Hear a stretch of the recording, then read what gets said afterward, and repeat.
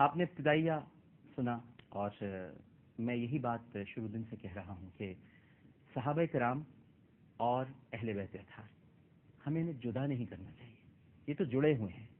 نبی کریم صلی اللہ علیہ وآلہ وسلم جس سے پیار کرتے ہیں صحابہ اسی سے محبت کرتے ہیں.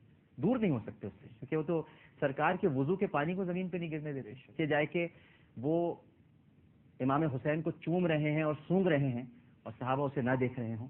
تو آج ہم نے یہ تفریق کیوں پیدا کر دی, آج ہم دور کیوں ہو گئے؟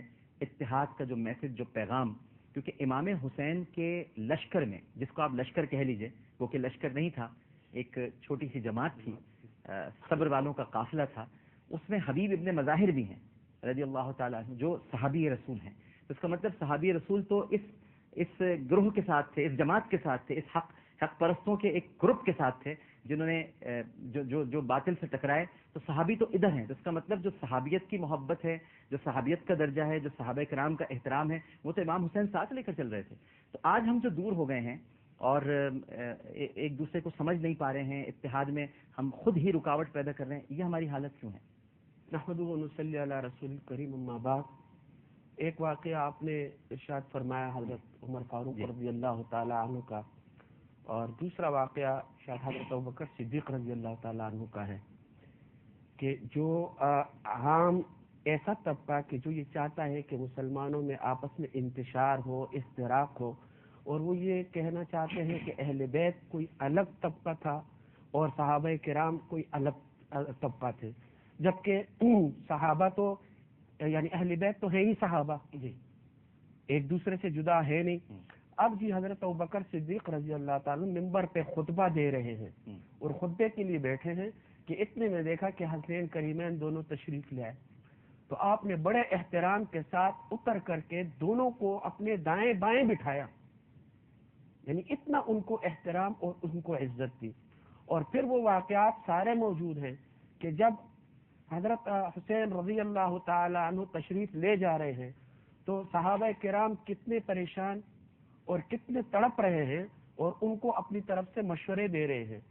اور وہ واقعہ بھی سامنے ہے, میں تفصیل میں نہیں جانا چاہتا, مختصراً بیان کرتا ہوں کہ صحابہ ان کے ساتھ تشریف لے بھی گئے. اور پھر جب اس کے بعد یہ سارے کا سارا واقعہ ہوا اور یہ لٹا پٹا قافلہ جو خواتین اور بچے لوٹ کر کے آئے ہیں مدینہ منورہ, تو وہ منظر دیکھا نہیں جاتا کہ نماز کا ٹائم ہے, لیکن جب یہ حضرات تشریف لائے تو صحابہ کرام جو ہے وہ یعنی بلک بلک کے رونے لگے, ان کے اس غم کو اور ان کی تکلیف کو برداشت نہیں کر سکے. اگر یہ کوئی الگ جماعت ہوتی اور یہ الگ لوگ ہوتے تو صحابہ کرام کو تو نہ ان کو کوئی مشورہ نہ جانے کا دینا تھا اور نہ ان کو یہ اجتہادی سلسلہ الگ ہی ہوگا, بلکہ صحیح معنوں میں حق پرست جماعت یہی تھی. حق پرست جماعت یہ تھی کہ گئے تو کس لیے گئے, اپنے ذاتی مفادات کے لیے نہیں گئی, نہ حکومت کی جنگ تھی, نہ مال و دولت کی جنگ تھی. ساری کے سارے شہزادے تھے, اور شہزادے جب یہاں تھے تو ان کے لیے شہزادہ جہاں بھی ہوتا ہے شہزادہ ہی ہوتا ہے. پوری امت, پوری صحابہ جو ہے اپنے سر آنکھوں پر انہیں لے رہے تھے, تو ان کو مال و دولت کے لیے اتنے جانے کی ضرورت کیا تھی؟ یہ ایک ان کا حق تھا, اور جس کے بارے میں حضور اقدس صلی اللہ علیہ وسلم نے پہلے سے پیشن گوئی فرما دی تھی. اس پیشن گوئی کو اللہ رب العزت کی بات پوری کرنے, بالکل اس پیشن گوئی کو اللہ رب العزت نے ثابت کرنے کے لیے یہ ایک عمل ان سے سرزد فرمایا, اور یہ عمل ہوا. اور اس کے بعد صحابہ کرام جو ہے اس کو ہمیشہ یاد رکھتے تھے اور ان کے لیے اپنے جو آنکھیں ہیں وہ فرش راہ کرتے تھے. آج امام علی مقام کی جو قربانی ہے, آپ سے بھی یہی سوال ہے, اور مفتی صاحب, تو کیا ہم صحیح معنوں میں ان کی اس قربانی کو سمجھ پائے؟ ہم نے تجدید عہد وفا کی آج بھی, ہم تو آج بھی منتشر ہیں, ہم تو آج بھی بکھرے ہوئے ہیں.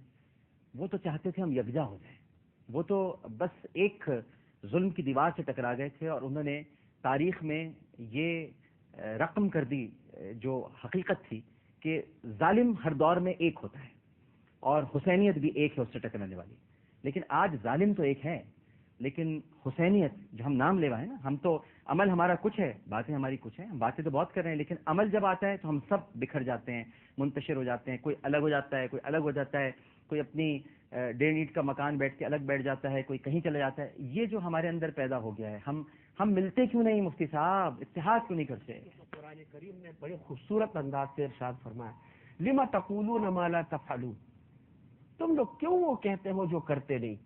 تو ہم نے حضور اقدس صلی اللہ علیہ وسلم، صحابہ کرام رضوان اللہ علیہم اجمعین، اور اس کے بعد حضرت علی رضی اللہ تعالیٰ عنہ اور حضرت حسین رضی اللہ تعالیٰ عنہ کے جو مقاصد تھے اور جو ان کے جو عمل تھا، وہ تو یہی تھا کہ امت یکجا ہو جائے، ظلم کے خلاف، بربریت کے خلاف، طاغوت کے خلاف یکجا ہو جائے اور منتشر نہ ہو، الگ الگ پاکٹ نہ ہو.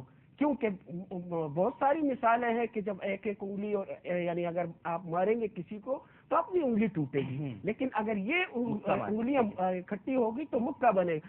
یہی وجہ ہے کہ آج ہم اتنی بڑی قوت ہونے کے باوجود اور اتنے اسلامی ممالک ہونے کے باوجود، تیل کی قوت، سونے کی قوت، تمام چیز ہونے کے باوجود ہم پریشان ہیں، ہم دربدر ہیں، ہم ابتر ہیں، اور کفر اور طاغوت کی طاقتیں ہم پر حکومت کر رہی ہیں اور ہم ان کے سامنے گڑ گڑا رہے ہیں. اس کی وجہ اور کوئی نہیں، ایک ہی وجہ ہے کہ ہم منتشر ہو گئے ہیں اور ہم نے اس سبق کو بلا دیا کہ جو خون انہوں نے کربلا کے خاک پر، اور جو خون انہوں نے مکہ اور مدینہ کے خاک پر، اور جو خون انہوں نے دنیا کے کونے کونے پر بہا کر کے ایک درس دیا ہمیں، اور آج میں اور آپ اگر عبداللہ اور عبد الرحمن ہے، اور ہم جو یعنی کوئی ہندو نام نہیں ہے، کوئی سکھ، کوئی عیسائی نام نہیں ہے، یہ ان کا احسان ہے ہم پر کہ ہم یعنی انہوں نے یہ قربانی دی. اور آج جب ہم نے جب وہ قربانی پر ہم عمل پیرا تھے، بیچ میں یہ بات کروں گا، تو ہمارے پاس پھر سلطنت عثمانیہ جیسا دور بھی تھا کہ کفر اور طاغوت کی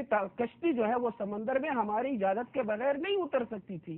آج ہم وہ ہیں کہ ہم ان کے مرہون منت ہیں اور ہم انہیں دیکھ رہے ہیں، ان کے آرڈر کے ہم محتاج ہیں. یہ کیا ہے کہ ہم نے اس خون سے غداری کی اور ہم نے اس خون سے کوئی سبق حاصل نہیں. بالکل ٹھیک ہے. ایک کالر سے سوال معلوم کرتے ہیں، پھر مفتی سہیل رضا امجدی صاحب کی طرف آتے ہیں. السلام علیکم.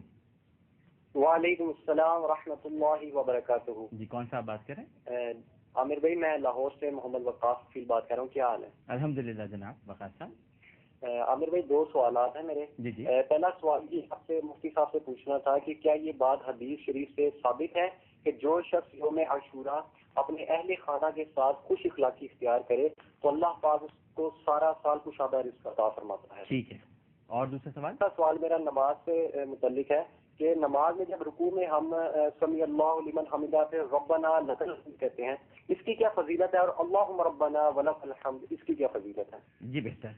جی مفتی صاحب. لیکن جہاں تک پہلا سوال ان کا ہے کہ جو حدیث پاک انہوں نے پیش کی، تو یہ بحقی میں یہ حدیث پاک موجود ہے کہ سید عالم صلی اللہ علیہ وسلم نے فرمایا کہ جو اس دن اپنے اہل و عیال پر مال میں کشادگی کرے گا، یعنی کھانے پینے میں زیادتی کرے گا، ان پر مال خرچ کرے گا، تو اللہ تبارک و تعالیٰ پورے سال اس کے رزق میں تنگی پیدا نہیں فرمائے گا، اس کے رزق میں وسعت ہوگی.